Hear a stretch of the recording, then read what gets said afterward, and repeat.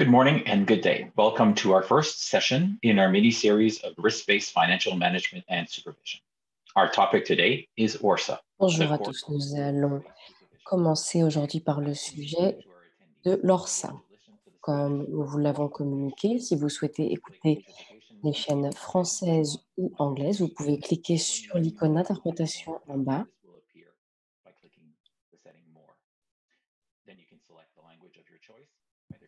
Vous pouvez ensuite choisir la langue que vous souhaitez. Cette fonctionnalité ne fonctionne que sur la version téléchargée de Zoom. Vous pouvez poser vos questions dans le chat pendant tout le webinaire. C'est donc, comme je l'ai dit, le premier webinaire de notre série. Nous allons tout d'abord nous concentrer sur le fait de créer de la valeur ajoutée.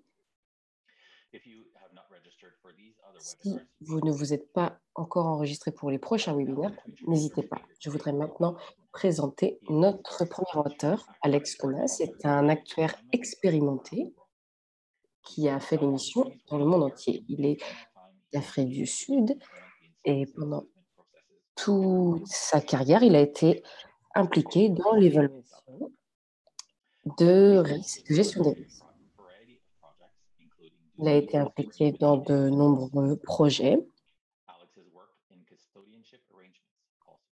Il a également travaillé en custodianship. Donc maintenant, je vais donner la parole à Alex. Merci Christian. Je suis ravie d'être ici de nouveau. Merci à tous d'être ici aujourd'hui. Je suis ravie qu'il y ait autant de monde. Bonjour ou bon après-midi en fonction de où vous vous trouvez dans le monde. J'espère que vous allez bien, que vos familles vont bien malgré la situation liée au Covid. Comme cela dit, je vous parle depuis l'Afrique du Sud où il fait bon et chaud. Fred, malheureusement, qui est en Australie, ne peut pas nous rejoindre aujourd'hui. Cette session devrait durer 90 minutes. Comme Christian l'a dit, nous allons parler de l'ORSA aujourd'hui.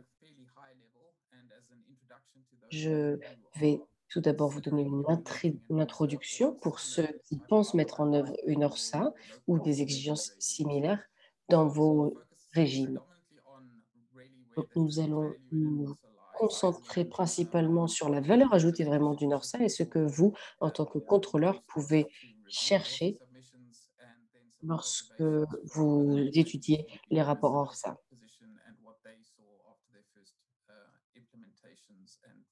Et on va également se baser sur l'expérience de ce que les contrôleurs ont vu lors de des premières mises en œuvre de l'ORSA. Donc, idéalement, nous aimerions que cette session soit en face à face, de façon à ce que ce soit interactif. Mais bon, bien évidemment, ça n'est pas possible. Mais au moins, avec ce format, on peut atteindre une audience plus large et également un coût plus faible. Donc, à la fin, il y aura un temps pour les questions et réponses. Mais n'hésitez pas à noter les questions au fur et à mesure, à les poser dans la fonction chat sur Zoom. Et on en parlera à la fin.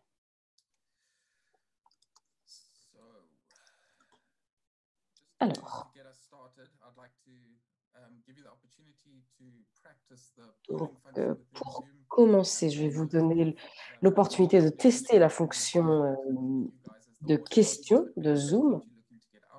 Donc, on aimerait bien comprendre ce que vous souhaitez tirer de cette session. Donc, on va commencer avec cette première question qui a dû apparaître sur votre écran.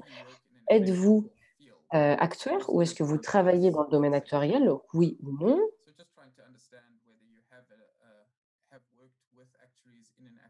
On essaie juste de savoir si vous avez déjà travaillé en tant qu'actuaire ou bien avec des actuaires.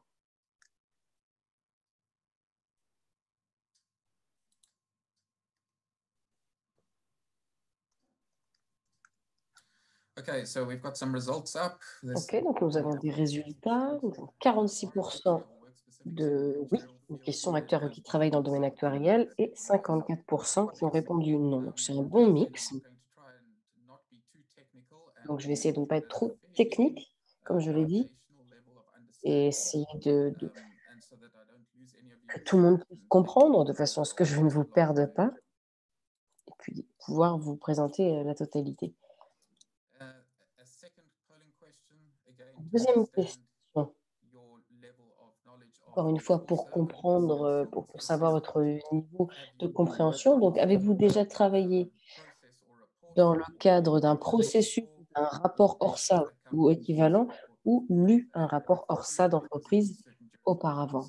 Ou bien quelque chose d'équivalent? Parce que dans certaines juridictions, ça s'appelle différemment. Par exemple, en Australie, ça s'appelle un ICAP, un ICAP. Il y avait également, une ancienne version pour les banquiers auparavant qui s'appelait également ICAP.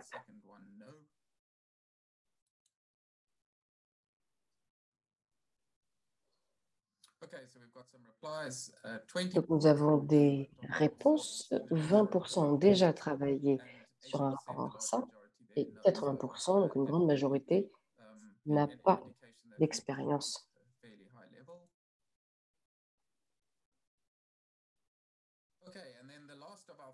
Ensuite, la troisième question ici, c'est: qu'est-ce que vous cherchez à obtenir de cette séance?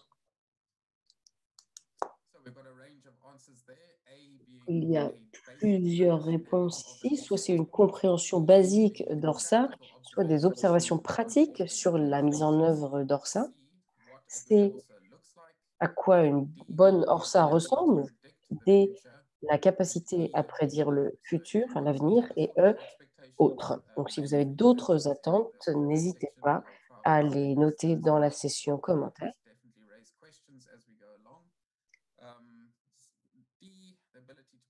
Donc D, la capacité à prédire le futur, ça peut être peut-être un petit peu piégeux, on verra comment cela se passe.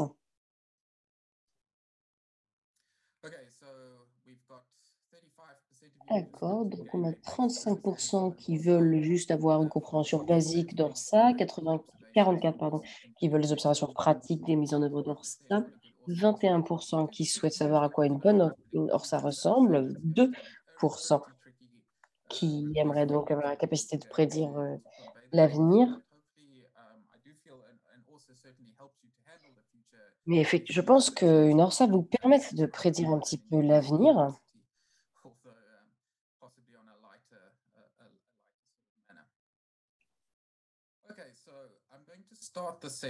D'accord, donc je vais commencer la session par un exemple, un plan d'affaires que j'ai reçu d'un actionnaire. Ce que j'aimerais que vous fassiez, c'est que vous regardiez ce plan d'affaires et que vous me disiez ce qu'il manque, qui est inapproprié et ce que vous, en tant que contrôleur, aimeriez voir si cela vous était présenté par un assureur qui souhaite avoir une nouvelle, licence ou une extension de licence ou, heu, lors d'une acquisition, d'une fusion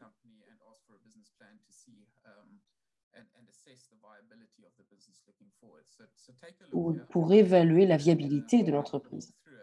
Donc regardez ce plan d'affaires et ensuite on en parlera. Je souhaiterais que l'on identifie ce qu'il manque de ce plan d'affaires. Donc je vais retourner un petit peu avant. Donc c'est un plan d'affaires que j'ai reçu d'un actionnaire d'une entreprise. Comme vous pouvez le voir, c'est assez simplifié.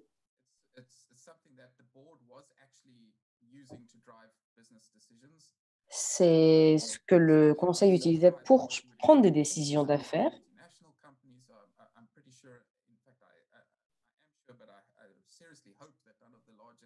J'espère vraiment que les grands groupes internationaux n'utilisent pas ce type de présentation, mais voici l'exemple de quelque chose que j'ai vu plus d'une fois, d'ailleurs, avec des niveaux d'analyse similaires par des équipes de direction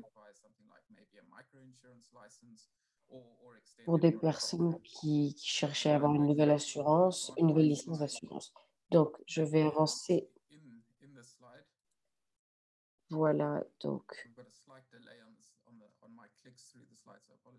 voilà la diapositive. C'est exactement ce qu'on avait lors de la première, mais là, j'ai zoomé un petit peu pour que vous puissiez me voir.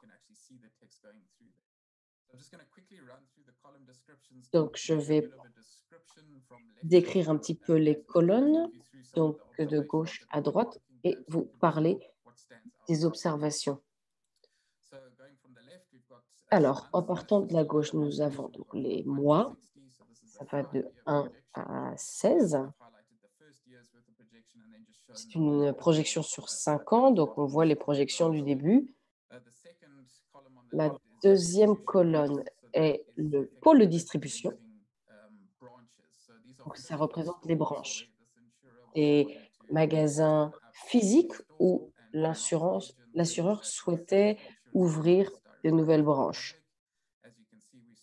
Comme vous pouvez le voir, on commence à 10 et on va ensuite jusqu'à 28 et ça arrive au bout de 60 à 124.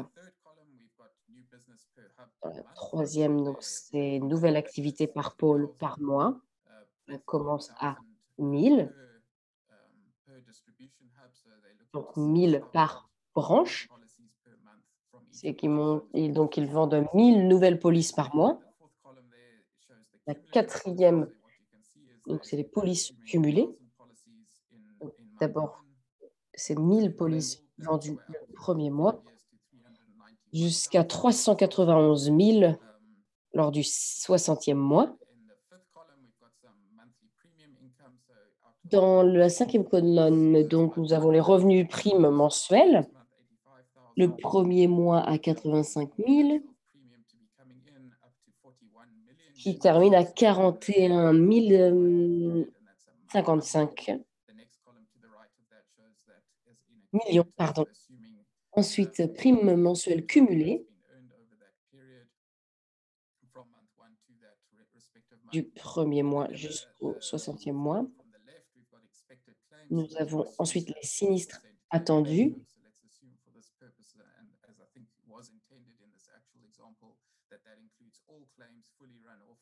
On va inclure ici toutes les réclamations.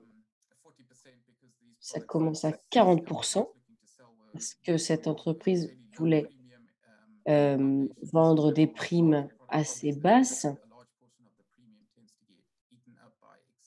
Beaucoup de ces primes tendaient à être un petit peu mangées par les primes. Vous voyez ici ensuite les bénéfices cumulés.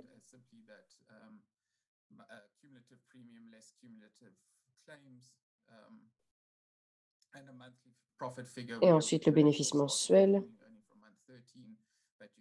Ça commence seulement au mois 13, mais on voit que c'est passé donc à 1 317 000 jusqu'à 24 633 000. Voilà.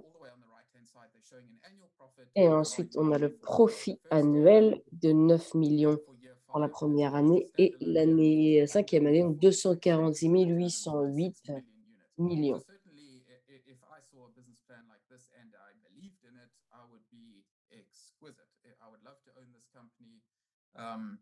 Donc, j'adorerais avoir cette entreprise si c'était comme ça dans la réalité.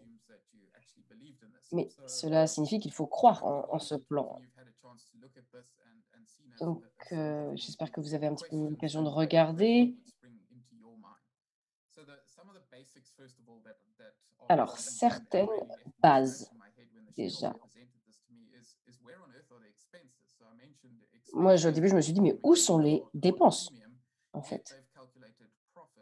Ils ont calculé le profit, mais sans les réclamations avec des primes.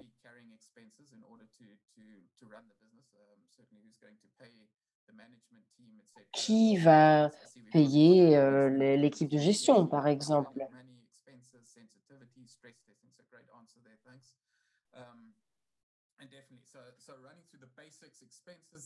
Donc, si on regarde les dépenses principales. Il y a donc les primes cumulées, donc ça, je les réduirais sûrement.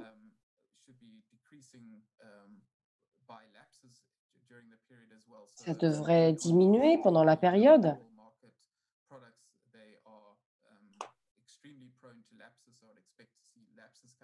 Donc j'imagine que là, il y aura des trous.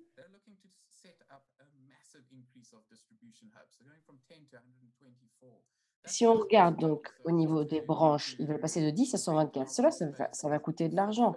Donc il faut, de des fonds. Il n'y a pas d'indication ici de sources de capital qui pourront, financer cela ou même, avoir l'argent pour atteindre, cela. Je ne suis pas sûre que ce soit possible.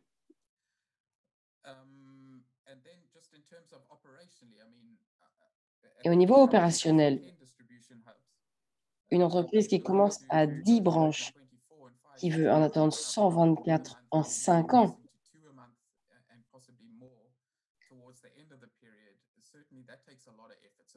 c'est énormément d'efforts. Il faut trouver le lieu, l'équipe de gestion, faire des recherches sur la population dans cette zone, les produits à vendre, est-ce qu'il y a des concurrents? Je me demande si c'est vraiment possible d'identifier physiquement. Est-ce que c'est possible d'identifier le lieu, de former les gens en termes de cibles, de vente? Je suis pas sûre, de où ils ont trouvé le premier chiffre, de 1000 polices, cumulées.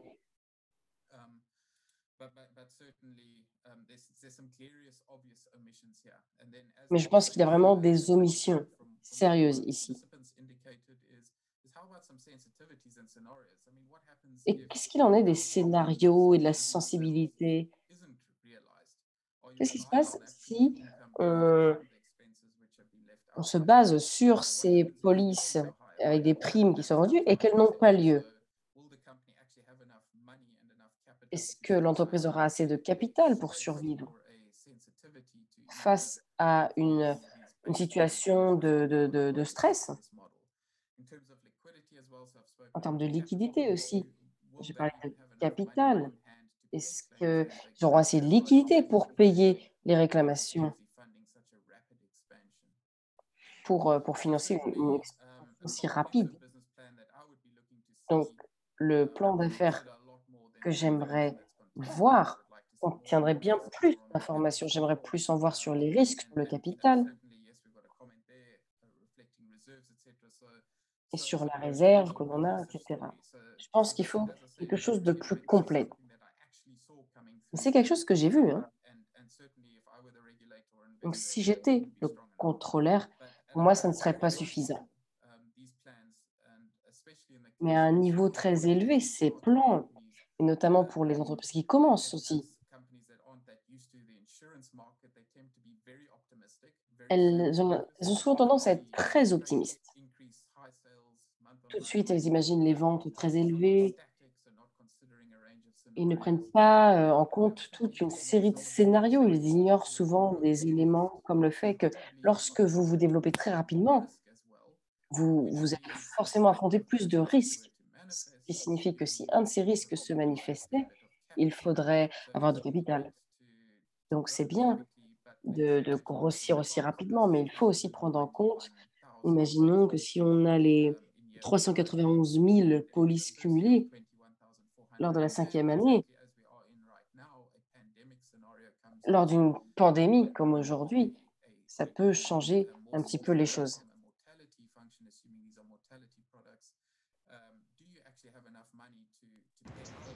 Est-ce que vous avez donc suffisamment d'argent pour régler tous les sinistres? Donc, c'est une des bases sur lesquelles vous pouvez vous baser pour tester vos scénarios. J'avais ensuite envie de parler du contexte. et des cas dans lesquels une ORSA est utile.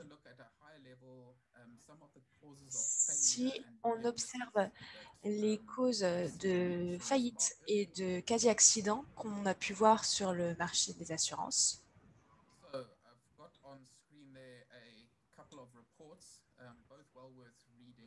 ici, j'ai quelques rapports qu'il vaut le coup de lire. Ce sont les rapports qui ont été publiés par un organisme qui s'appelle l'EIOPA, l'AICPA en français.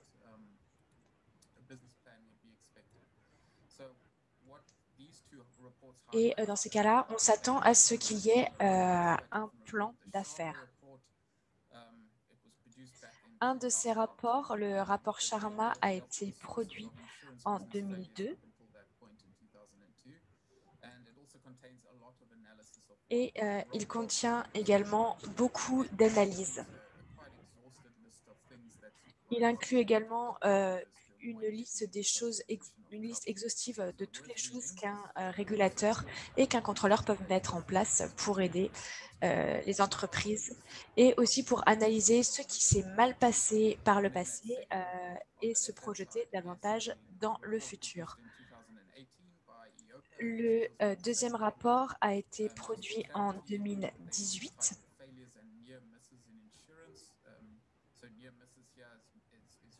Par l'AEAPP et ça a permis d'éviter des faillites. Ce qu'il faut savoir, c'est que les rapports avaient tendance à ne pas identifier les problèmes avant qu'il soit trop tard. Il y avait en fait une sorte de retard et entre le moment au cours duquel les entreprises étaient dans des grandes difficultés et le moment auquel les régulateurs ou en tout cas les contrôleurs pouvaient les aider.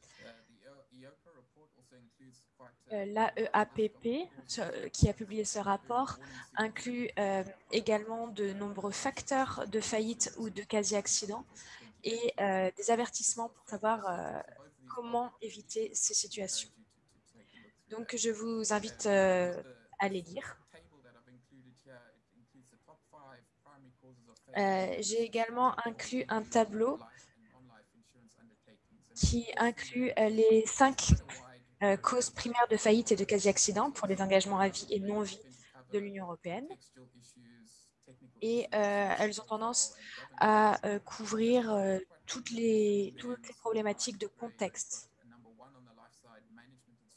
Par exemple, pour l'aspect vie, le numéro 1, c'est le risque de gestion et la compétence du personnel. Je pense que quelque chose de ce genre illustre parfois les problématiques rencontrées par les conseils d'administration et par la direction. Et du côté non-vie, on a gouvernance interne, risque de contrôle, provision technique, risque d'évaluation. Donc, ce sont 2 documents qui sont très utiles lorsqu'on étudie les causes de faillite. Ici, j'avais envie de vous parler d'une déclaration qui a été faite par Gabriel Bernardino, le directeur de l'Autorité européenne des assurances et pensions professionnelles, l'AEAPP. Il a souligné que les faillites d'assurance sont souvent liées à une mauvaise gestion et à des décisions inappropriées en matière de risque plutôt qu'à une capitalisation inadéquate. En fait, cela met en évidence qu'en matière de gestion des risques, la gestion est tout aussi importante que le risque. Et donc, ça fait de cette fonction, la gestion des risques, une des fonctions les plus importantes des systèmes de gouvernance des assurances. Encore une fois, on voit qu'il y a une conscience du risque au sein de l'équipe de direction et il est important de la prendre en compte.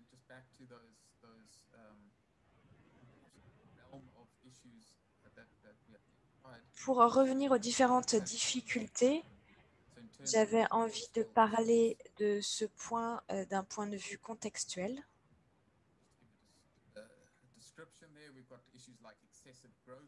Nous avons des problématiques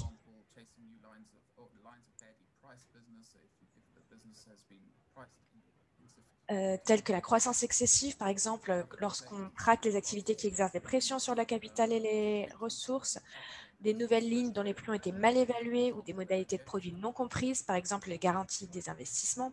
Il y a aussi l'aspect environnemental. Donc, par exemple, des choses comme les pressions et les comportements de la concurrence qui peuvent entraîner des faillites. Aussi l'investissement limité, les options de croissance du produit et l'environnement politique et économique qui peuvent être instables. Au niveau des problématiques techniques, il y a la sous-provision, la sous-tarification, les actifs surestimés ou non liquides.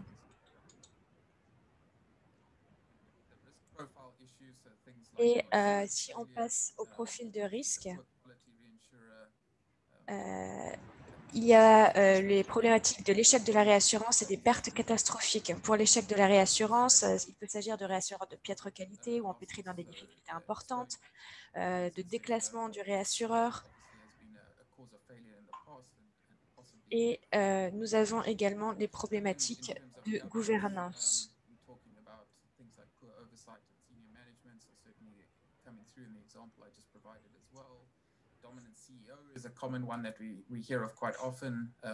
Nous avons donc dans les problèmes de gouvernance la responsabilité sociale, parfois une faible surveillance de l'équipe de direction par le conseil d'administration, ou alors un PDG qui est très dominant.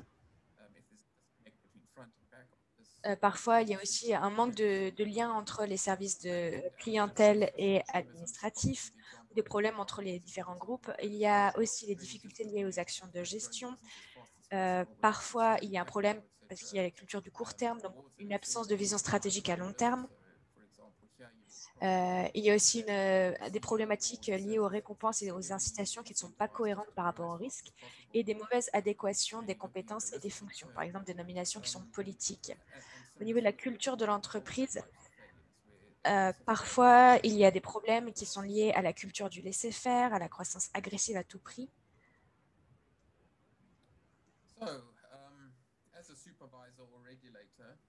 En tant que superviseur, en tant que contrôleur ou régulateur, pardon, que pouvez-vous faire en tant que contrôleur pour identifier ces problèmes très tôt et potentiellement empêcher les assureurs de se retrouver dans des difficultés financières graves?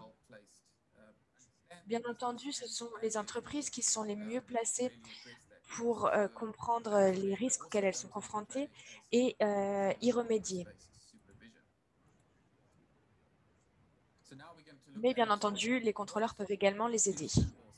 Nous allons maintenant étudier ce qu'est une ORSA et comment les contrôleurs et les assureurs peuvent régler leurs problèmes en introduisant une ORSA dans leurs entreprises.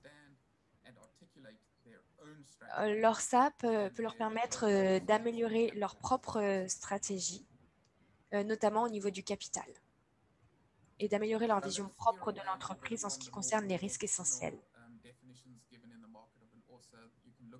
Je ne vais pas vous donner une définition de l'ORSA, vous en trouverez de nombreuses dans la littérature, très souvent exprimées dans un langage assez peu compréhensible.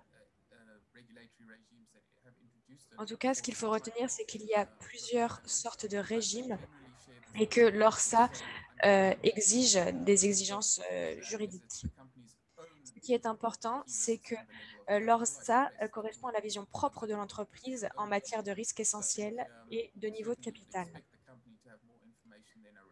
Puisque, bien entendu, on s'imagine que l'entreprise a plus d'informations sur sa situation que le régulateur.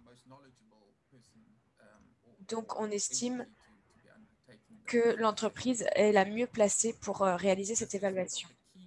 Il s'agit d'une évaluation des risques essentiels et de la suffisance du capital.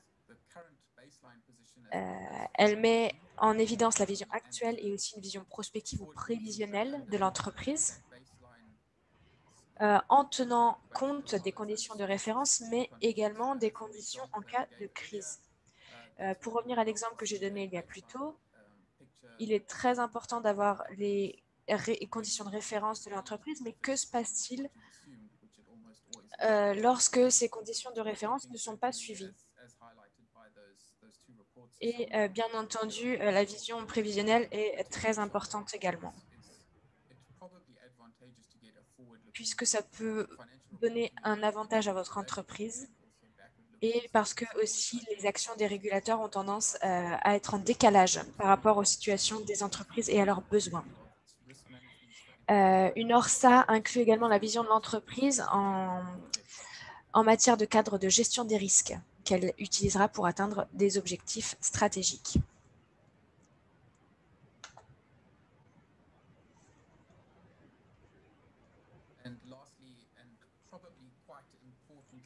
Et puis finalement, ce qui est très important, c'est que l'ORSA doit être intégrée aux autres processus clés de l'entreprise. C'est quelque chose qu'on peut voir au niveau d'autres régimes. On reviendra là-dessus plus tard. J'ai parlé des observations des régulateurs en matière des ORSA. Et j'ai bien insisté sur le fait que l'ORSA devait être intégré dans l'organisation en partant du travail de terrain dans l'entreprise, notamment des souscriptions, par exemple. Et je conseille d'utiliser les processus existants, comme la planification stratégique, la gestion du capital ou encore le développement de produits, et de tirer les enseignements du terrain pour mettre en place les nouvelles politiques de l'entreprise, plutôt que l'approche soit uniquement issue de la direction et du conseil d'administration. Donc, l'idée, c'est d'avoir une vision globale de l'ORSA et une vision intégrée de celle-ci dans les processus de l'entreprise.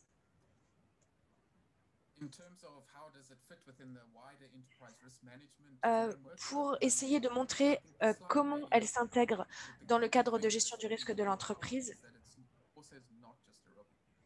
en fait, je tenais à souligner que l'ORSA, ce n'est pas seulement un rapport. C'est quelque chose qui est continu.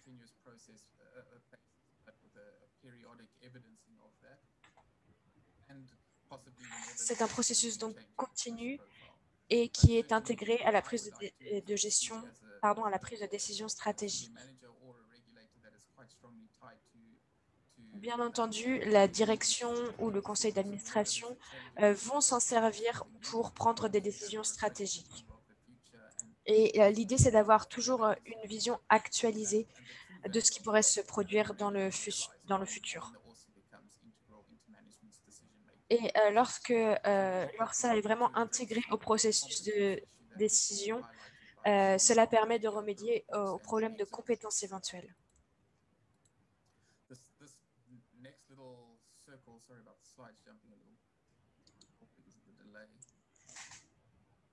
Je suis désolée, j'ai un problème avec les diapositives.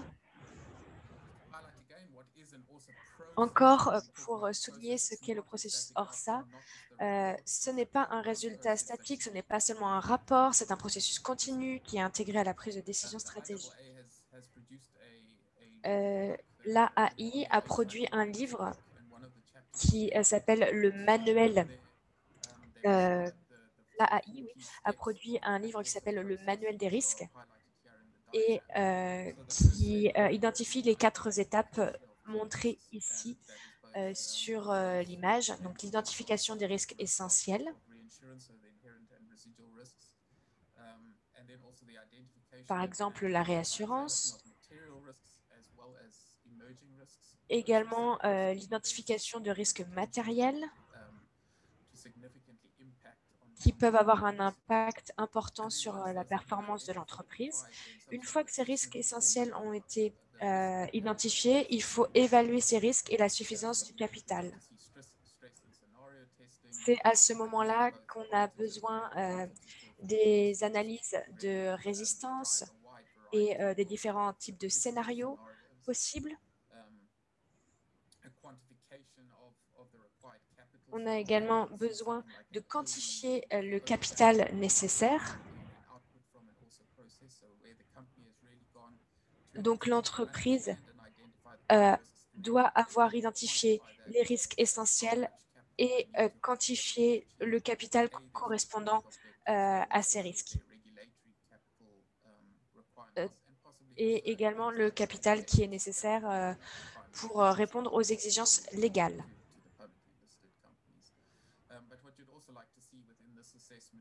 Et ce que l'on veut voir dans cette évaluation également, c'est donc l'identification des faiblesses importantes et la prise en compte des limites de l'approche.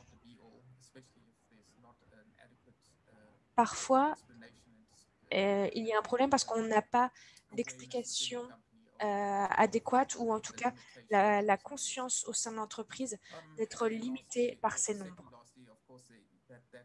La troisième étape, c'est que ce rapport doit être communiqué et transmis. En tout cas, ces résultats doivent être transmis au sein de l'entreprise, au conseil d'administration et à la direction.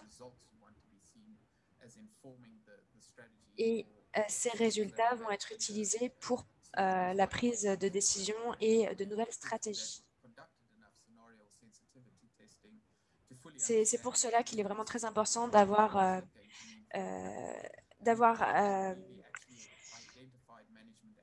travaillé sur des scénarios de risque, d'avoir travaillé sur des tests de résistance. Et c'est en mettant ces scénarios en place qu'on peut arriver à la quatrième étape, c'est-à-dire à la révision du processus ORSA. Comme je vous l'avais dit, il s'agit d'un processus dynamique. Il s'agit d'améliorer le processus et aussi de le rendre vraiment utile.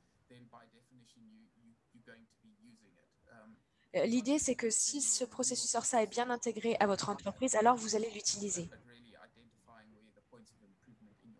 Et il va vraiment vous permettre de souligner les points à améliorer.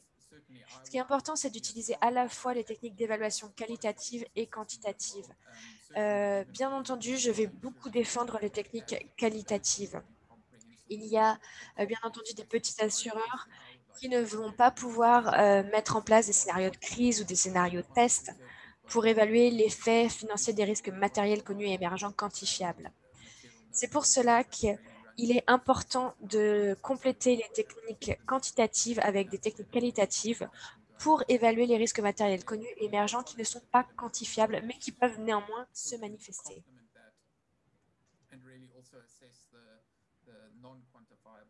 Et les techniques qualitatives permettent donc de compléter les techniques quantitatives. Et j'ai vraiment pu voir la valeur de ce processus ORSA lors de mon expérience chez un petit assureur. J'ai vraiment pu voir que ce processus nous aidait dans la prise de décision, notamment chez les agents de distribution. Comment est-ce que ça pouvait nous aider à gérer les risques, la viabilité de l'entreprise, notamment. Pour parler des outils que l'on peut utiliser au sein de l'espace régulateur, quelle méthode quantitative peut-on utiliser pour identifier les risques?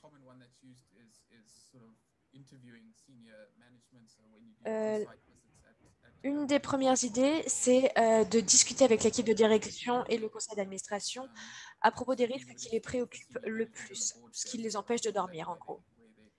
Et ça va vous permettre d'avoir une idée globale du fonctionnement de l'entreprise. Du point de vue des assureurs, vous allez pouvoir également mettre en place des actions avec eux. Le second point, c'est quelque chose qui est déjà utilisé, mais pas forcément de façon très efficace. Il s'agit d'organiser des ateliers, des séminaires des séminaires pour identifier tout l'éventail des risques qui sont considérés importants. Et l'idée, c'est d'avoir un éventail de personnes très diverses de l'entreprise, donc des différents services de l'entreprise, parce que ce que la direction considère comme un risque n'est pas forcément ce qui se passe dans la réalité, notamment au niveau opérationnel. Par exemple, si on prend l'exemple du Covid, de nombreuses entreprises avaient évalué les risques liés à une pandémie dans leur scénario et ils avaient essayé de quantifier ce qu'ils feraient si une pandémie se produisait.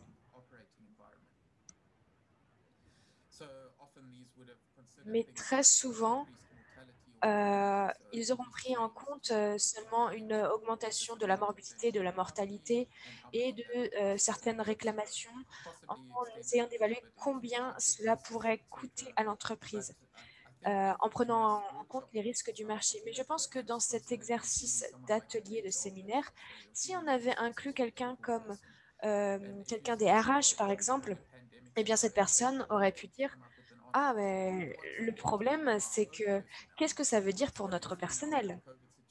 Ce qu'on voit avec le Covid maintenant, c'est que ça a des impacts à tous les niveaux. Donc, il ne faut pas seulement considérer les différentes politiques, police ou le marché, parce que tous les employés sont touchés. Par exemple, il y a eu une grosse transition vers le télétravail. Et si vous avez inclus, par exemple, le responsable informatique, lui va vous dire ou elle va vous dire, eh bien, il faut investir dans des ordinateurs portables. Est-ce qu'on en a assez? Et puis, il va aussi dire, il y a des risques cybernétiques, par exemple. Donc, en fait, plus l'éventail de personnes intégrées à ces séminaires est diversifié, plus les scénarios de risque vont être précis. Le troisième, c'est de réviser les risques des entreprises similaires qui sont exposées ou qui ont subi des pertes.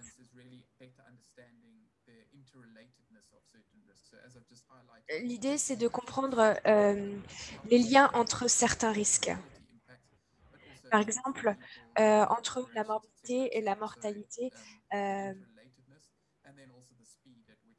et les effets sur le marché, mais également la vitesse à laquelle se produisent ces phénomènes. C'est quelque chose qui n'était pas forcément intégré jusqu'ici dans les évaluations.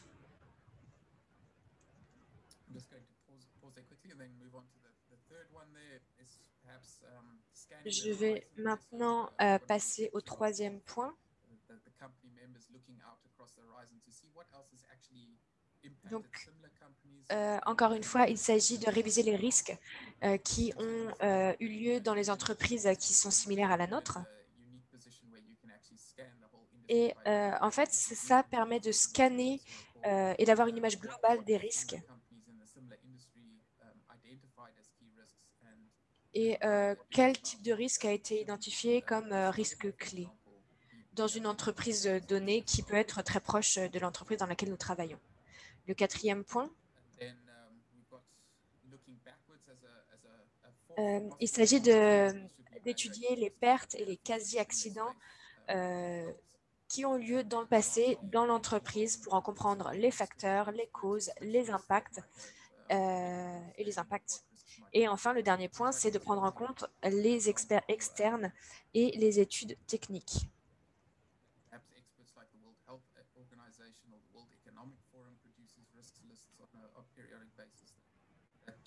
Par exemple, nous avons eu plusieurs rapports d'experts qui sont très intéressants et que vous pouvez utiliser.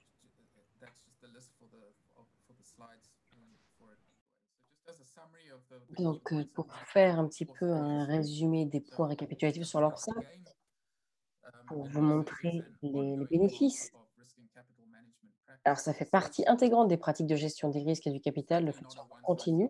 Ça n'est pas un processus universel adapté à tous. Il peut exister des variations significatives entre les assureurs. Ça doit vraiment être proportionné par rapport à la taille de l'entreprise. Ça peut venir un peu de toutes les formes. C'est un élément clé. Il faut évaluer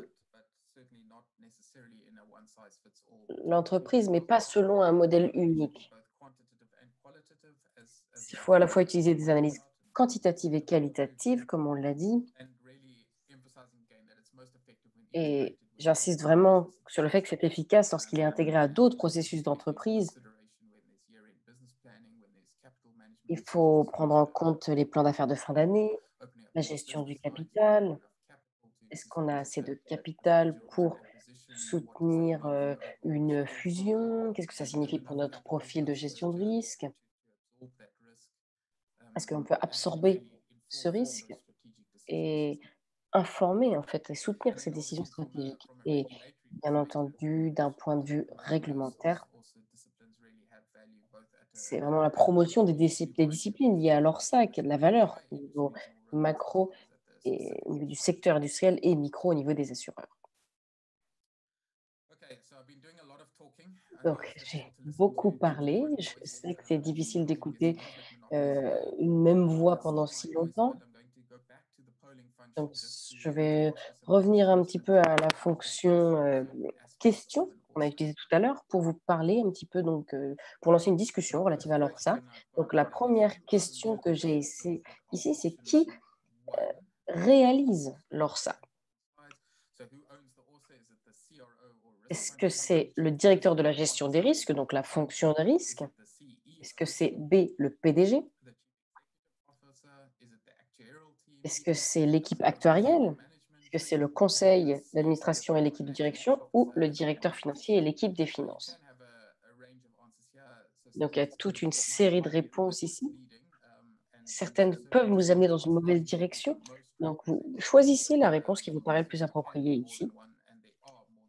Il y a bien évidemment plusieurs réponses qui sont possibles, mais vous devez en choisir une ici.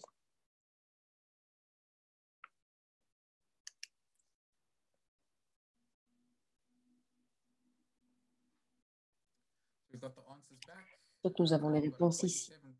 Alors, 27% pensent que c'est le directeur de la gestion des risques, 67% pensent que c'est le conseil et l'équipe de direction, et ensuite les trois autres sont plutôt limités.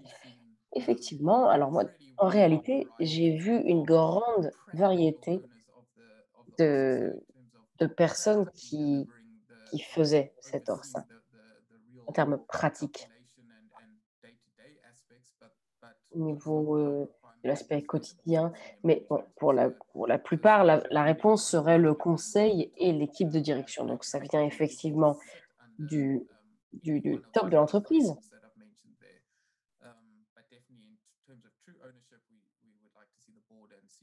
Mais voilà, ça devrait être eux qui réalisent cet ORSA. Ensuite, question suivante.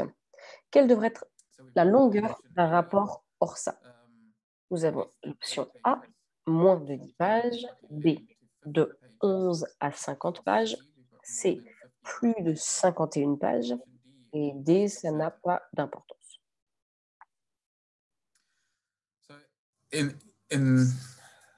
Well, let me just give you a moment to answer. Je vous laisse quelques minutes pour répondre, enfin quelques secondes.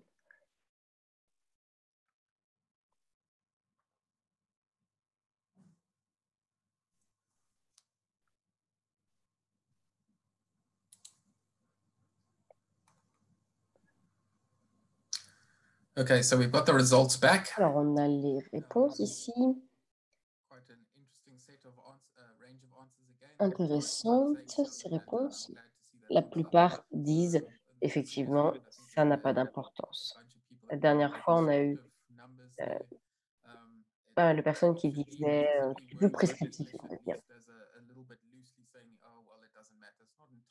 En anglais, en fait, ça fait un petit peu « it doesn't matter », ça va un petit peu dire on s'en fiche, alors que ça n'est pas vrai. C'est plutôt que cela n'a pas d'importance si c'est plus long ou non, ça dépend de la définition qu'on met derrière.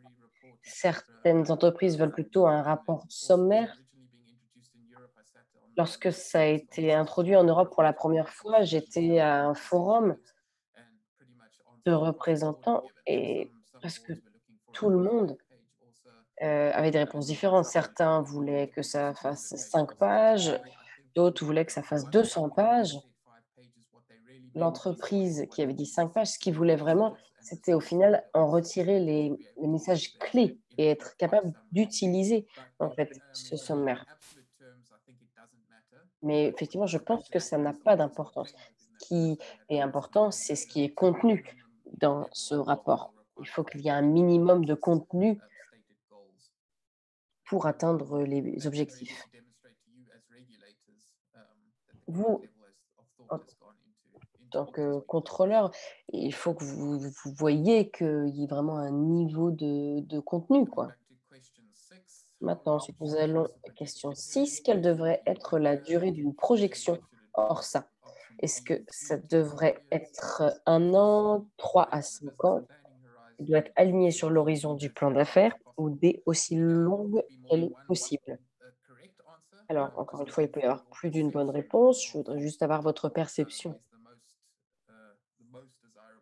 Ce qui vous semble être la meilleure de ces options, en fait.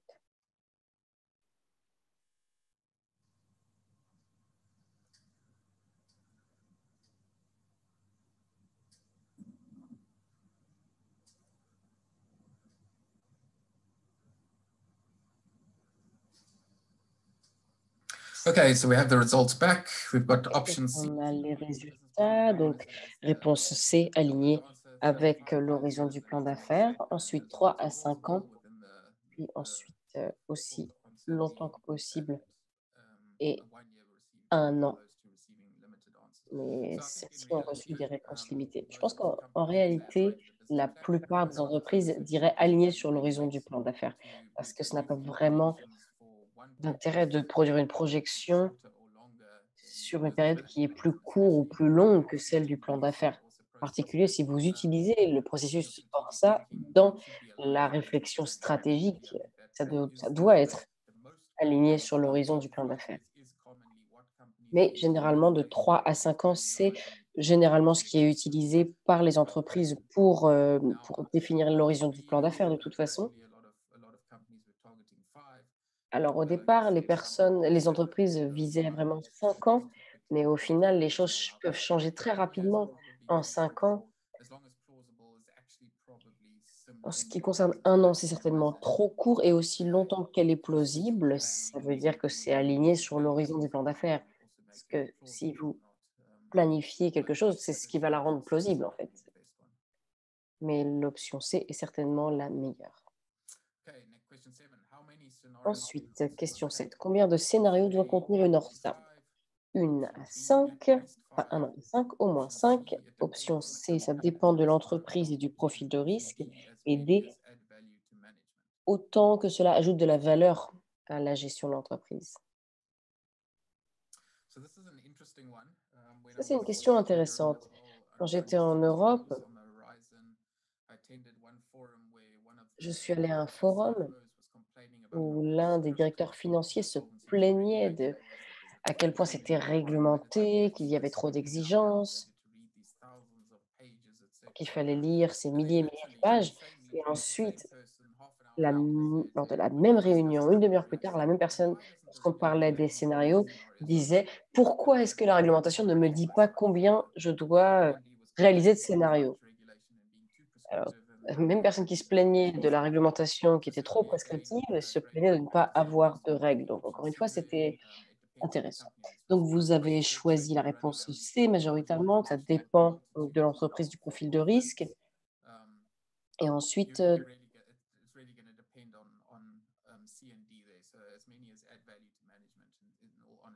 réponse D aussi, donc tant que ça ajoute de la valeur à l'entreprise. Donc c'était, je pense, les 2 réponses correctes. Et puis ensuite pour la A et la B, ça peut être au moins 5, ça peut être plus. Si vous êtes préoccupé par l'identification de scénarios de 5, 6, 7, 8, ce que vous voulez en tant que manager, c'est vraiment savoir au niveau qualitatif ce que ça signifie.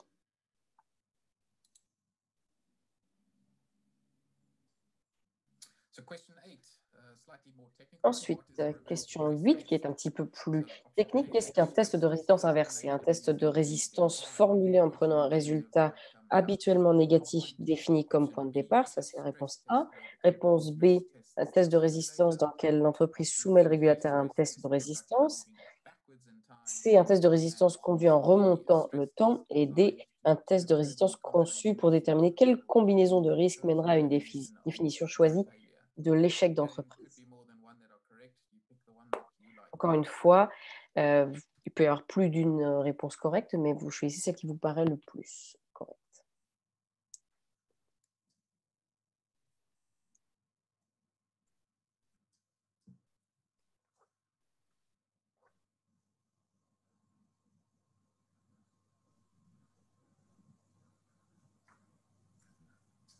Okay, so we've got the results back. The large majority have said a stress test designed to determine which. Donc, ensuite, la grande majorité a répondu donc la réponse D. Ensuite, la deuxième réponse, c'est assez proche, hein, A et C. Je pense qu'ici, il y a peut-être un souci de langage ici, parce que je ne pense pas qu'on puisse remonter le temps avec la réponse C. Et ensuite, l'option A, donc c'est le fait de formuler en prenant un résultat absolument négatif qui est défini comme un point de départ. C'est celle que vous rencontrerez le plus. Un test de résistance inversée a été ce qui a vraiment été exigé par les contrôleurs, mais qui est régulièrement mal compris. Donc, je dirais qu'ici, c'est la réponse D, ici, qui serait la définition la plus standard, hein. Utiliser un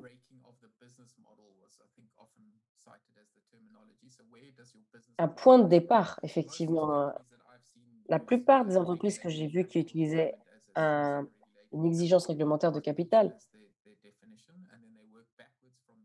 ils ont utilisé ce point de départ-là, en fait, lorsqu'il y a eu cette faillite d'entreprise à ce moment-là, pour remonter ensuite à l'envers. Lorsque je travaillais dans certaines entreprises, il y avait des entreprises qui testaient assez largement.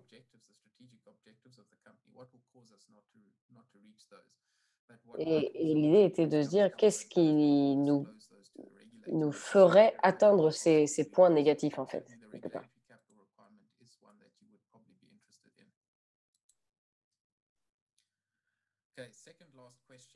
Ensuite, l'avant-dernière question.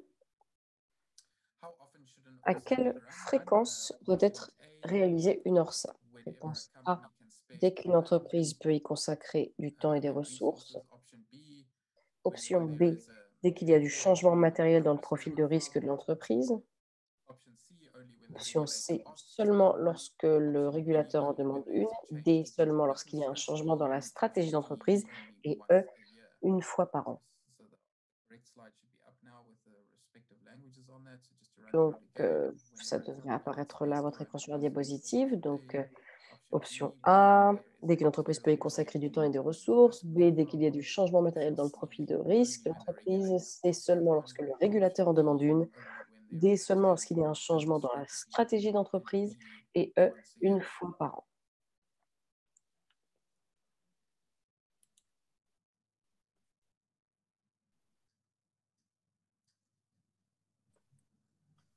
Okay, so we've got the vast majority going for option. Alors, la grande majorité a choisi l'option B.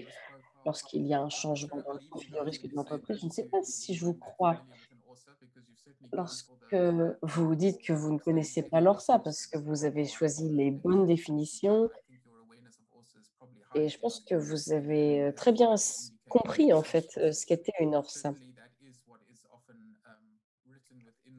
Donc, c'est effectivement ce qui est noté souvent dans les exigences, dans les réglementations aujourd'hui de l'ORSA.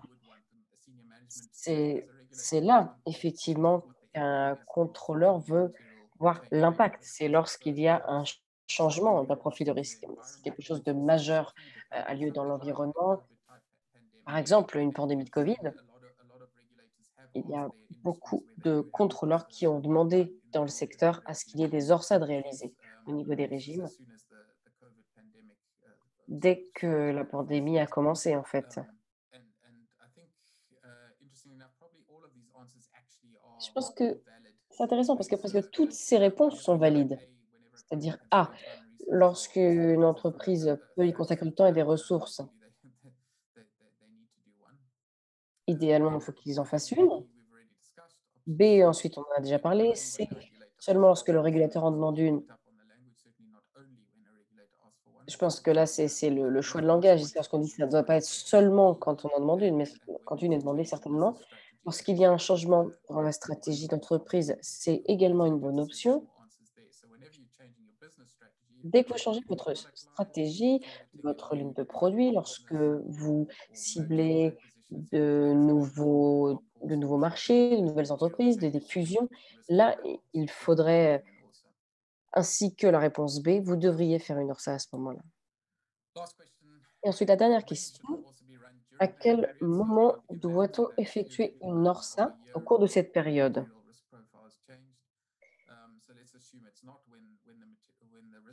Donc, imaginons que ça n'est pas, lorsque le profil de risque a changé, mais bon, au moins une fois par an. Alors là, ça serait option A dans les 3 mois suivant la publication des résultats d'audit. B, lorsque l'entreprise décide de l'effectuer. C, à une date déterminée par le régulateur. Et D, de façon continue pendant toute la période.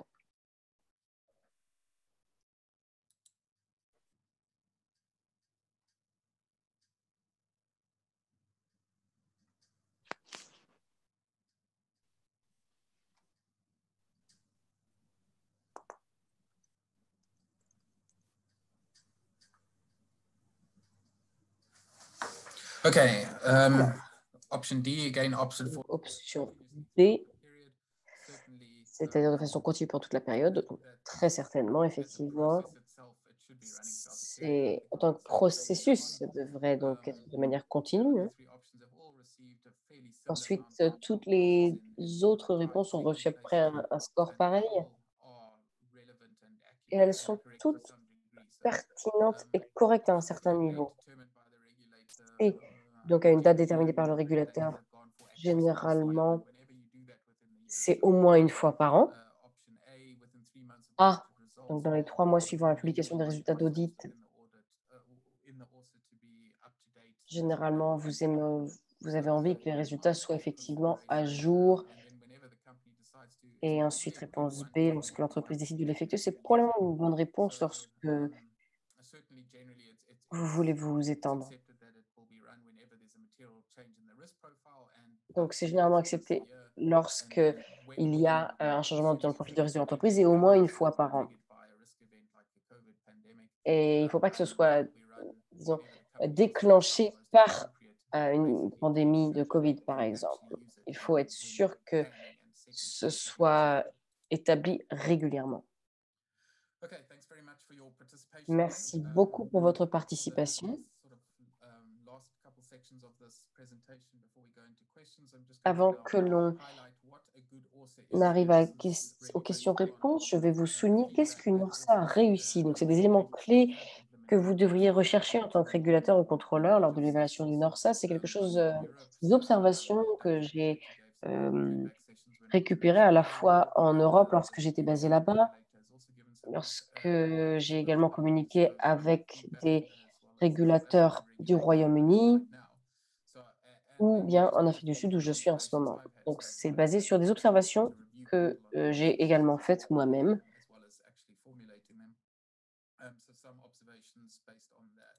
Donc, voilà certaines observations qui sont basées là-dessus.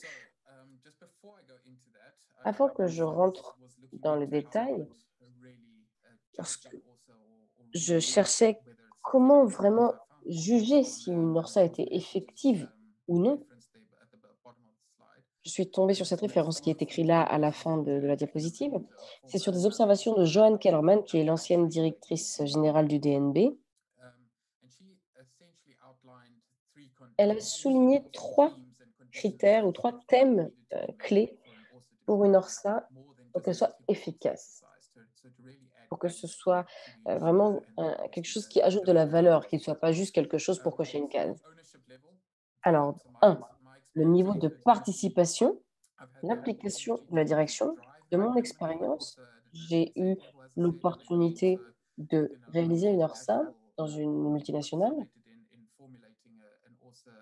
J'ai formulé une ORSA au sein de l'organisation avec une approche plutôt ascendante. Et je pense que c'est une observation vraiment pertinente ici. Elle l'a dit, tout d'abord, il faut que ce soit géré par effectivement le management.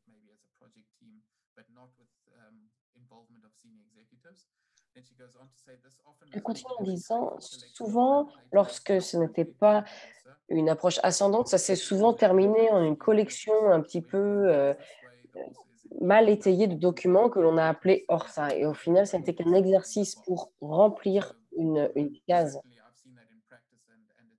Mais ça, je l'ai vraiment vu en pratique. Et ça a été une observation clé que j'ai remarquée chez beaucoup de régulateurs. Continue à dire en contraste, lorsque les personnes sont vraiment impliquées dans ce processus ORSA, ils sont réellement capables d'en faire et d'en tirer une valeur ajoutée.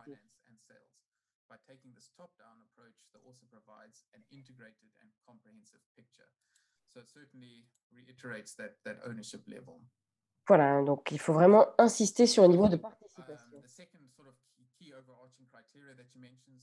Le deuxième ensuite critère qu'elle mentionne est l'étendue de la réflexion et la pensée créatrice.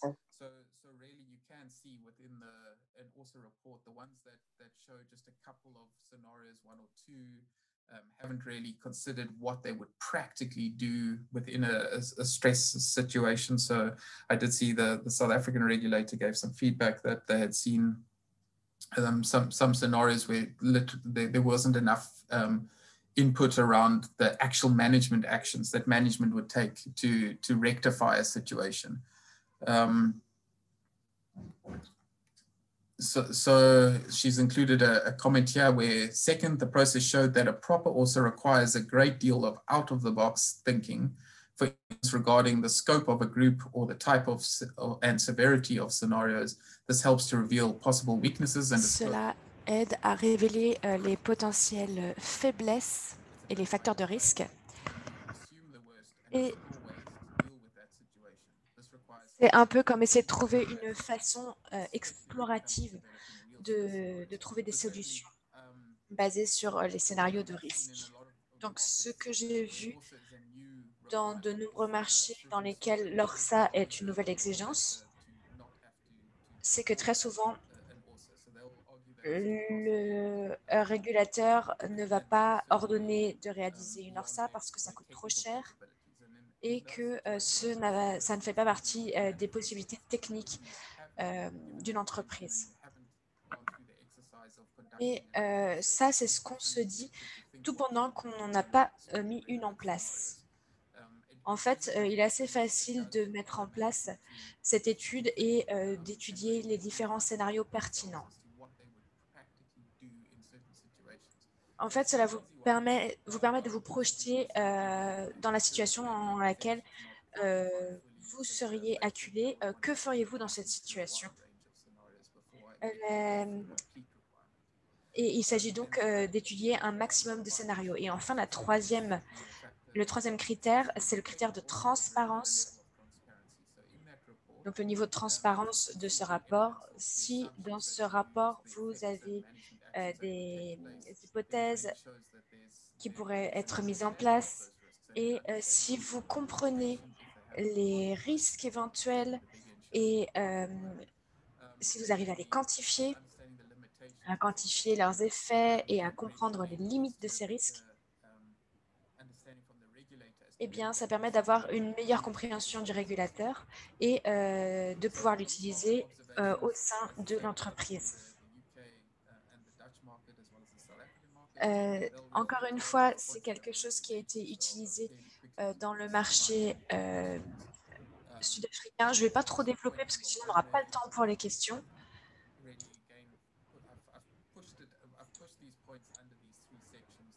Donc, le numéro 1, c'était le niveau de participation, l'implication de la direction. Donc, il s'agit de la contribution globale et la participation. Il peut parfois exister des contradictions dans les messages identifiés. Si le régulateur a vu qu'il y avait des contradictions au sein d'un rapport, alors que l'approche basée sur le terrain a été utilisée, c'est qu'il y a un problème. Donc, j'encourage vraiment les entreprises à utiliser des processus qui sont existants, mais s'il y a des contradictions avec la façon dont le processus était utilisé par la direction, c'est un problème. Parfois, on a pu voir des témoignages de la façon dont le processus était vraiment utilisé avec une formulation de stratégie et des actions de gestion. Est-ce qu'il paraît que en fait, l'entreprise a mis en place, faisait vraiment ce que l'évaluation indique qu'elle devrait faire en cas de crise? Et puis, il y a aussi la question de proportionnalité et la facilité d'utilisation. Donc, je dirais qu'il ne faut pas exempter complètement des entreprises du processus d'ORSA. Vous pouvez faire quelque chose qui est moins complet qu'une ORSA, mais je pense que l'ORSA, c'est très bien en matière d'identification des risques et en matière d'évaluation d'impact. Certains régulateurs ont rapporté que les entreprises avaient une vision un peu complexe et qu'elles ne prenaient pas suffisamment en compte les impacts. Elles ne faisaient par exemple pas l'ORSA d'une façon adaptée. Si on passe maintenant à l'ampleur de la réflexion et à la pensée créative,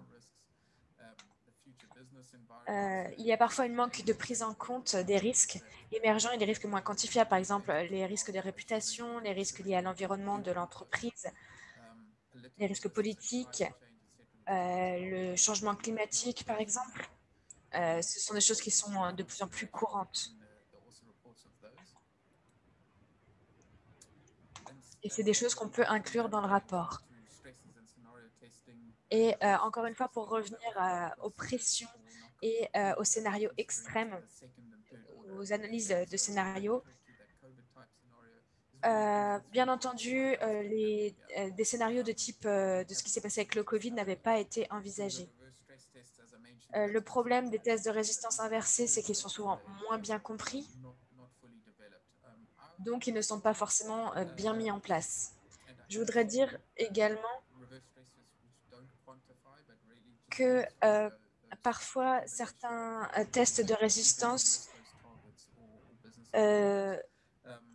sont liés à des objectifs qui sont trop optimistes. Et donc, parfois, il y a une mauvaise quantification des actions de gestion. Parfois, il y a vraiment un manque des actions de gestion qui ont été identifiées dans les tests de scénarios. Donc, en fait, est-ce qu'on mettrait vraiment en place dans l'entreprise les actions qu'on a identifiées dans les scénarios de risque? Et puis, le dernier élément, l'échec de prendre en compte les risques qui sont associés à une croissance rapide ou élevée. Très souvent, c'est quelque chose qui est ignoré parce qu'on ne se dit pas qu'en ayant une croissance rapide, on peut avoir une augmentation également rapide des risques. Et enfin, la troisième section, transparence, hypothèses, effets et actions de gestion. Les risques de groupe ne sont pas traités de façon adéquate. Par exemple, ça ne se passe pas de la même façon dans tous les pays. Très souvent, on ne considère pas toutes les entités ou trop peu les entités individuelles au sein d'un groupe. Et on ne prend pas en compte la fongibilité ou la transférabilité du capital. Il y a souvent des problèmes de contagion entre les groupes. Et comme je disais, ce n'est pas souvent toutes les entités ou alors l'ORSA ne prend pas en compte les entités individuelles au sein d'un groupe. Par exemple, ça va être une petite entité qui va réaliser une ORSA pour tout le groupe et ça n'a donc pas vraiment d'intérêt. Et le problème, c'est que les éléments déclencheurs hors cycle ORSA ne sont pas dévoilés.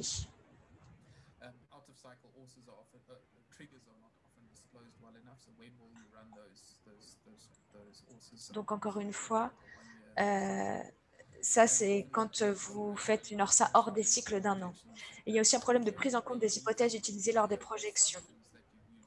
Si vous n'avez pas vraiment détaillé les hypothèses lors de l'ORSA, est-ce que vous comprenez vraiment vos résultats? C'est quelque chose qui est essentiel. Si on ne comprend pas les hypothèses, on ne peut pas exploiter les résultats. Et parfois, il y a un manque de prise en compte de ces hypothèses. Et il peut y avoir aussi un manque de connaissances sur la façon dont surviennent la propension, les limites et les amortisseurs de risque. Donc, est-ce que c'est quelque chose qui est arbitraire au niveau des limites qu'on a identifiées? En fait, il faut comprendre pourquoi ces connaissances sont vraiment pertinentes. Et puis, finalement, les mouvements ne sont pas forcément discutés d'une année sur l'autre. Donc, il n'y a pas d'explication dans les différences des mouvements. C'est une question qu'il faudrait poser aux régulateurs. Est-ce que ces nombres sont vérifiés? Est-ce qu'ils sont compris? En résumé, une ORSA réussie permet à l'entreprise de créer un dialogue sur son avenir sur la base de ses propres visions et de toutes les parties qui peuvent avoir de l'importance. Donc, c'est encore une grande citation de Johan Kellerman, l'ancienne directrice générale du régulateur néerlandais DNB. Et vraiment, l'idée de dialogue basé sur la propre vision d'entreprise, c'est quelque chose qui est fondamental. Et c'est quelque chose qu'on peut débattre avec tous les actionnaires. Encore une fois, l'idée, c'est d'avoir une utilisation pratique plutôt que l'ORSA soit seulement un rapport pour être conforme au niveau réglementaire. Donc, il s'agit de lier de façon cohérente la vision propre de l'entreprise, de la stratégie, de la gestion des risques et du capital ensemble. Par exemple, on peut prendre en compte le manuel des risques. Est-ce qu'il s'agit de risques au niveau des dépenses? Est-ce que j'ai le capital nécessaire pour rester solvable? Donc, ce sont les outils clés. Est-ce que également ça démontre l'utilisation de l'ORSA comme un outil stratégique d'identification des actions de gestion dans le cadre d'un éventail de scénarios potentiels futurs? Et finalement, la proportionnalité. L'idée, c'est de favoriser l'utilisation pratique plutôt que de simplement cocher des cases pour être en conformité avec les exigences réglementaires. Je vois que nous avons 10 minutes restantes. Là, c'est toutes les ressources que j'ai citées et des sources que vous pouvez trouver utiles. Elles sont également présentes sur notre site internet. Nous avons un petit peu de temps pour les questions. Donc, je vous laisse les questions. Je vous laisse poser des questions. Merci Alex. Nous avons plusieurs questions. J'en vois une d'Adriana. J'aimerais en savoir plus au sujet de la déconnexion entre les services de clientèle et les services administratifs. So I guess there are a number of sort of operational items there. So Je pense qu'il y a plusieurs aspects importants. Lorsque le service de clientèle commence à vendre des produits, par exemple, si le service de clientèle commence à mettre en place des approches de marketing,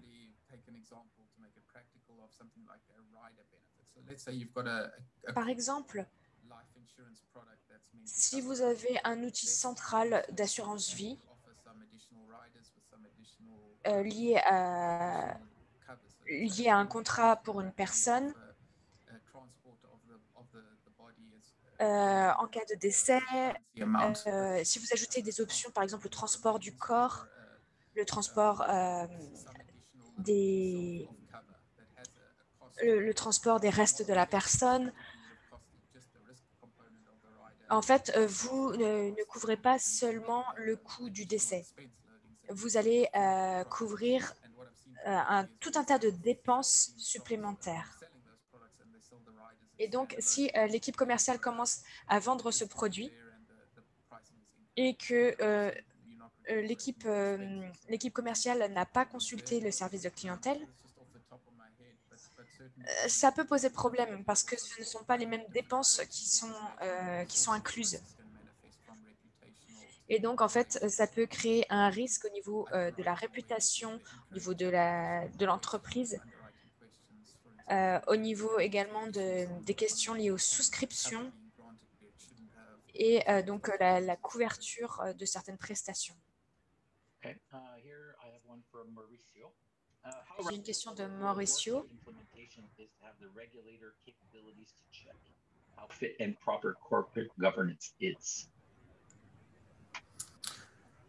C'est lié au régulateur.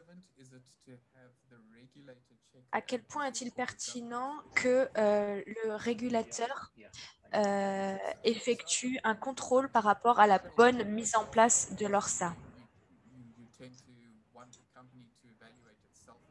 En fait, très souvent, l'idée, c'est qu'on veut que l'entreprise s'auto-évalue elle-même. Mais dans le cas d'une exigence d'ORSA, il y a également des exigences au niveau du niveau de gouvernance au sein de l'organisation. Donc, il y a un aspect d'autorégulation. Donc, je pense que c'est pour ça que la régulation a été divisée en 3 piliers. Par exemple, la gouvernance adéquate. Donc, je dirais que la plupart des régulateurs essaieraient de contrôler ce genre de pratiques. Ce n'est pas forcément lié seulement à l'ORSA ou à un régime réglementaire particulier. Je vais demander à Pascal de prendre la question française d'Antonio. Nous avons une question d'Antonio.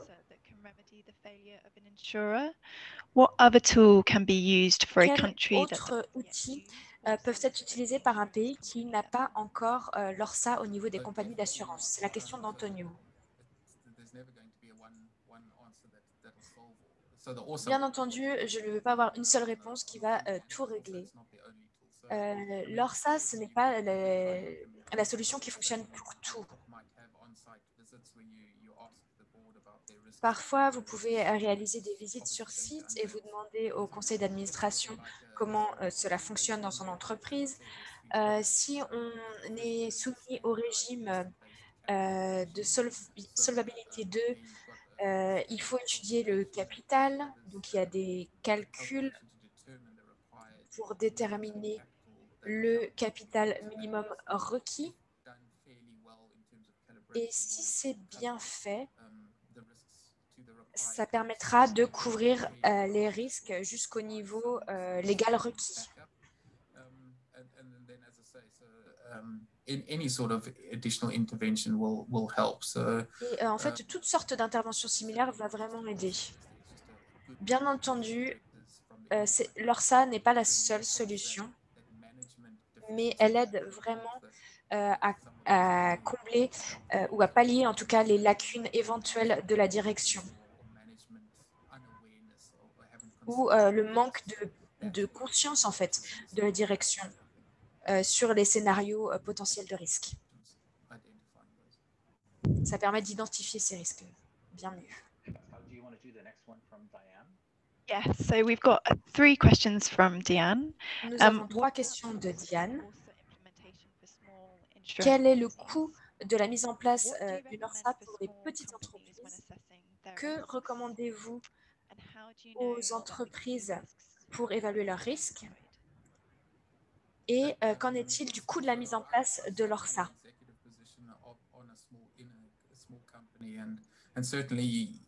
Pour les petites entreprises, bien entendu, le coût est toujours très important. Ce qui m'a aidé, c'est que j'avais travaillé sur les ORSA déjà quand je travaillais dans une petite entreprise pour un petit assureur. Cela m'a permis d'éviter des coûts supplémentaires au niveau de la mise en place. Pour les petits assureurs qui n'ont pas forcément d'outils de modélisation, mon opinion, c'est que l'ORSA permet de mettre en place des outils de réflexion. Donc, par exemple, un scénario de pandémie devrait faire partie d'une ORSA ou d'une évaluation du même type que l'ORSA. Et je pense que certains scénarios sont vraiment pertinents. Il faut les prendre en compte. Qu'est-ce que je ferais dans cette situation?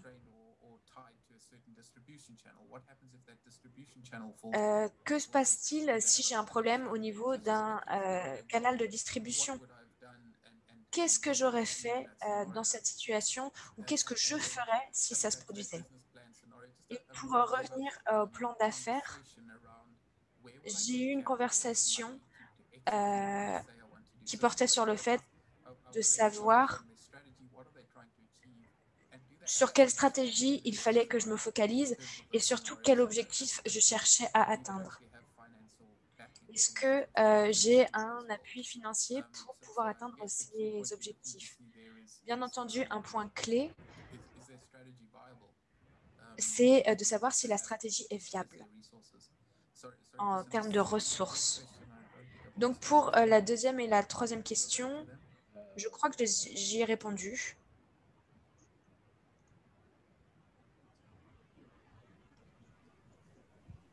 Oh, I guess what are the key risks that you would identify? Ah oui, la question c'était quels sont les risques clés que vous avez identifiés? Alex? Sorry, I've gotten lost in the thread. Oh, okay.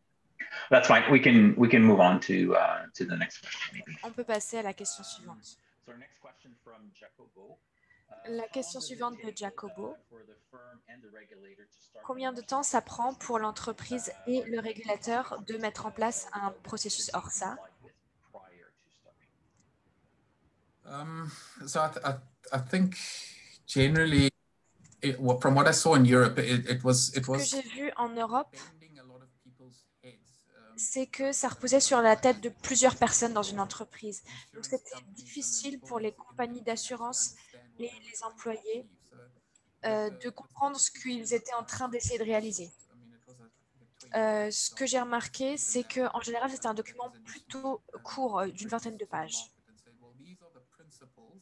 Donc, en fait, ce sont les principes qu'il faut essayer d'atteindre grâce à l'ORSA.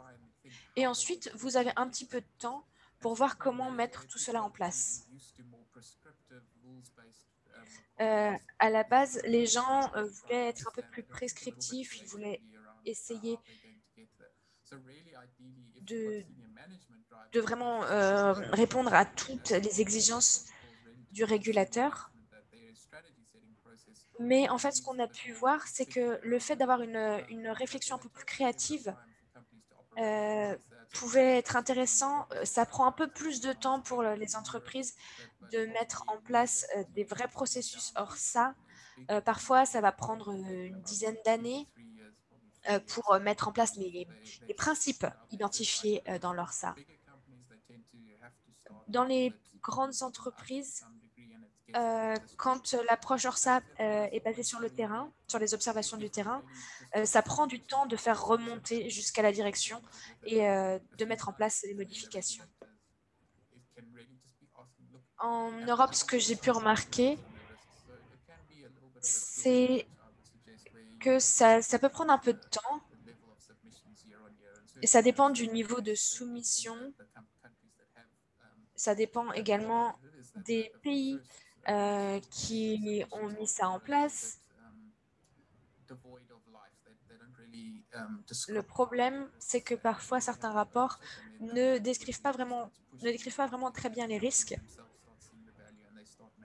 et que tout pendant que l'entreprise ne voit pas l'intérêt de ces processus ORSA, ceux-ci ne sont pas vraiment valorisés dans l'entreprise.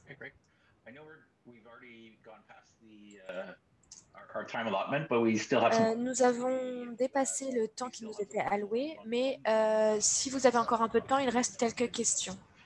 Il me reste une dizaine de minutes pour les dernières questions. Regina, est-ce que vous pouvez nous donner la question de Nestor? Yes,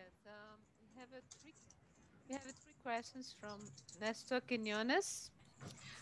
Nous avons trois questions de Nestor.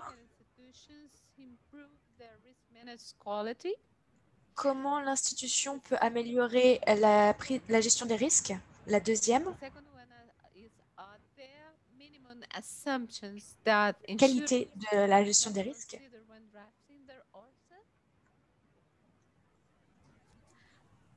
And the third one is how could we do stress tests if we do not have historic information? La troisième question, comment peut-on réaliser un test de résistance en cas de risque émergent? Je suis désolée, je n'ai pas compris la deuxième question. Je vais vous donner ma perception par rapport à ces questions. Donc, la première question, c'était comment améliorer la qualité de la gestion des risques. Je pense que tout ce qui va vers l'avant, c'est une amélioration. J'ai donné des exemples de prise en compte des risques par l'approche qualitative, c'est-à-dire essayer de définir dans l'ORSA ce qui pouvait mal se passer dans l'entreprise, remettre en question la viabilité de l'entreprise. En fait, il s'agit d'utiliser une approche tactique. L'idée, c'est de savoir ce que vous feriez si ce risque se développait. Pour la troisième question, qui était comment on met en place un test de résistance, de façon traditionnelle, les assureurs, quand ils n'ont pas de connaissances préalables à ce sujet,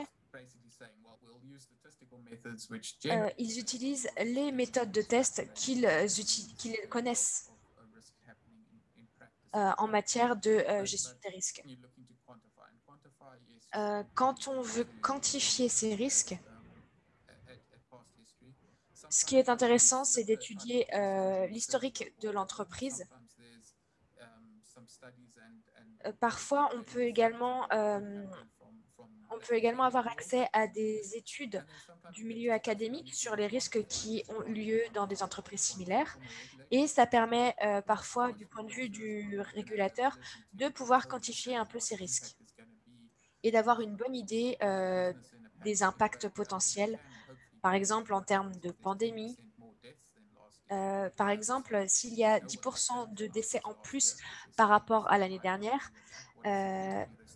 qu'est-ce que ça va avoir comme impact au niveau des coûts pour l'assurance? Parfois, il faut envisager la situation de façon pragmatique.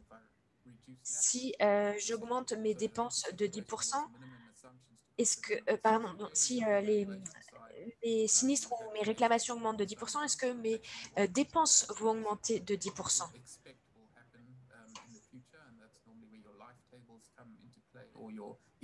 Et c'est dans ces cas-là que les tableaux d'incidence sont utiles. C'est ce que je parlais au niveau, c'est ce que j'évoquais en matière de conditions de référence. Les rapports financiers sont aussi une base qui peut être utilisée.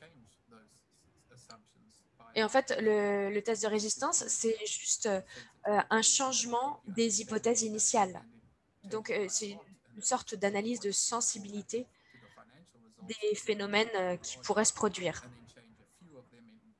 Et en changeant quelques facteurs du scénario, eh bien, on se retrouve avec un scénario complètement différent. Donc, encore une fois, là, je vous parlais de l'aspect quantitatif, mais on peut également prendre en compte l'aspect qualitatif. Combien est-ce que, au lieu de prendre en compte seulement le coût que ça aura pour votre entreprise, pensez aux retombées sur votre réputation. Qu'est-ce que vous feriez si vous étiez victime d'une attaque cybernétique, par exemple? Qu'est-ce que vous feriez?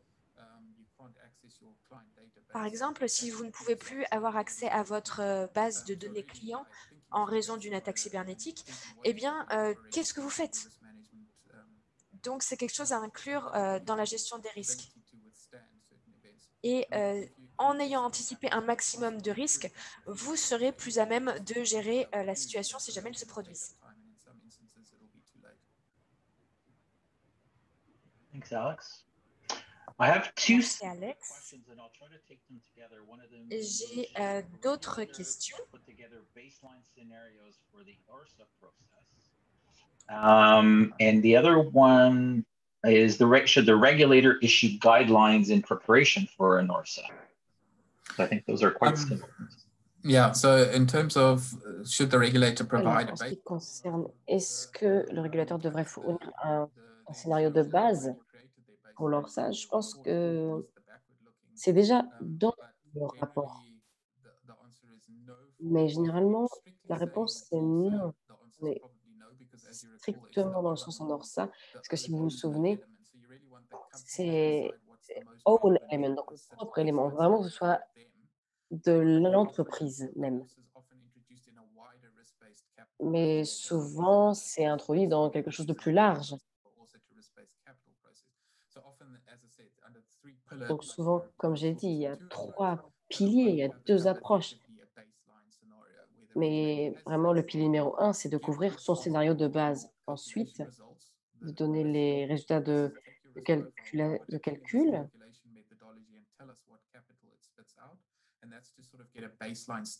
Et ça permet d'avoir une norme dans le secteur, mais j'ai vu que ça n'est pas quelque chose qui ira pour tous les assureurs. Certains sont niches. Il n'y a pas vraiment de modèle unique que l'on peut utiliser.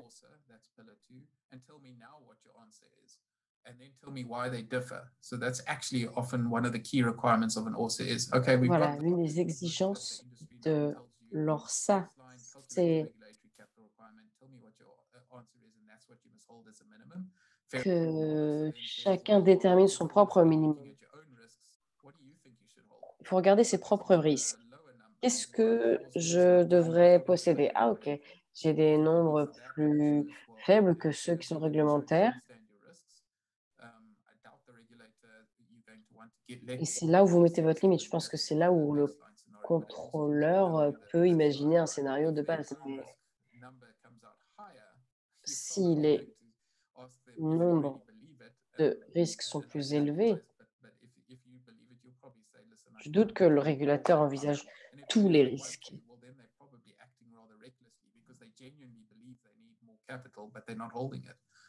So they already you've strengthened the regulatory regime through that conversation.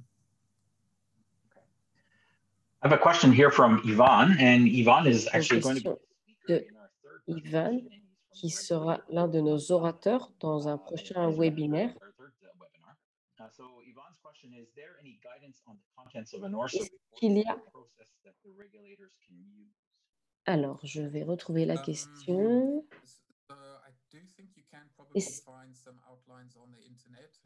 Est-ce qu'il y a des guides sur les contenus d'un rapport ORSA et sur le processus que les régulateurs peuvent utiliser? Je pense que vous pouvez faire des guides sur Internet. Et les directives que l'on trouve sur Internet, quand ça a été mis en place en Europe et que les premiers assureurs ont commencé à produire dès lors ça, ils ont aussi commencé à créer des manuels. Et j'ai vu sur Internet l'autre jour qu'il y avait des exemples. Ce ne sera pas forcément représentatif, car c'est très différent en fonction de chaque compagnie d'assurance. Mais on voit aussi les exigences de réglementation qui diffèrent. Mais ça, c'est précisé. Généralement, elles doivent être aussi peu normatives que possible et ça doit être basé sur des principes. Donc, je pense que pour un assureur, il y avait par exemple 16 principes dans Solvabilité 2, 17 principes, pardon, qui permettent de quantifier les besoins en capitaux. Et voilà, on peut dire ça, c'est les résultats que j'ai envie d'atteindre. Maintenant, c'est à vous de voir comment les produire. Ils peuvent faire ce qu'ils estiment être proportionné par rapport à l'entreprise. Bon, une dernière question, une ou deux peut-être, mais voilà. Pour un pays qui s'apprête à mettre en place une ORSA, est-ce que vous pensez que c'est bien de mettre un pilote de 2 ou 3 ans? Oui, c'est ce qui se passe dans beaucoup de pays. Il faut d'abord voir ce qu'il y a dans le secteur, comment évaluer la chose. Et souvent, les plus gros assureurs vont montrer le chemin. Et puis ensuite, les plus petits ne commencent pas tout de suite. Cela donne un petit peu de temps pour le secteur de s'adapter. Il faut que ce soit guidé, mené par les plus grands qui ensuite en ressortent des lignes directrices. C'est ce qui s'est passé par exemple aux Pays-Bas où l'association néerlandaise a produit un rapport. Mais j'ai une anecdote. Lors d'une des premières sessions de feedback sur le marché des Pays-Bas, l'un des participants d'une multinationale a parlé, mais il y avait également un dirigeant d'une petite entreprise avec 5 personnes qui travaillaient à temps plein. Donc, c'était vraiment très petit, qui a dit que c'était extrêmement utile pour eux parce qu'ils n'avaient pas cette connaissance de la gestion. Donc, ils ont appris beaucoup plus sur la gestion des risques et ensuite ont formulé des recommandations et il en a retiré quelque chose pour lui et son entreprise. Il s'est devenu beaucoup plus solide.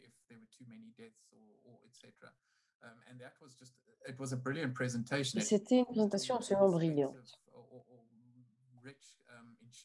Ça ne donnait pas d'une assurance très riche, ni très technique. C'était juste une petite entreprise qui n'avait pas qui ne venait pas d'un profil technique, mais qui a été absolument ravi de cette expérience. C'était bien plus solide. Souvent, c'est les plus petits qui sautent dans les situations de difficulté, mais c'est intéressant qu'ils testent leur propre stratégie avant d'établir 150 branches de plus, comme l'exemple que j'ai montré au début. Je pense que l'on a répondu à la plupart des questions. S'il y en a d'autres, envoyez-les et nous pouvons répondre par mail. Donc, tout d'abord, je voudrais remercier Alex pour avoir fait cette super présentation, pour avoir pris un peu plus de temps pour répondre à toutes ces questions. Je voudrais également remercier tous mes collègues qui ont participé, qui ont répondu aux questions, qui ont aidé à traduire certaines questions et également les interprètes pour la session. Comme je le disais plus tôt, nous avons une session la semaine prochaine sur l'utilisation des rapports actuariels et ensuite sur l'évaluation des risques proportionnés. Donc, si vous ne vous êtes pas encore enregistré, je vous invite à le faire. Vous pouvez également trouver toutes les références que Alex a mentionnées sur le site web.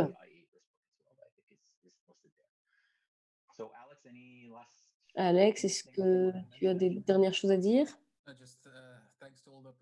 Merci à tous les participants.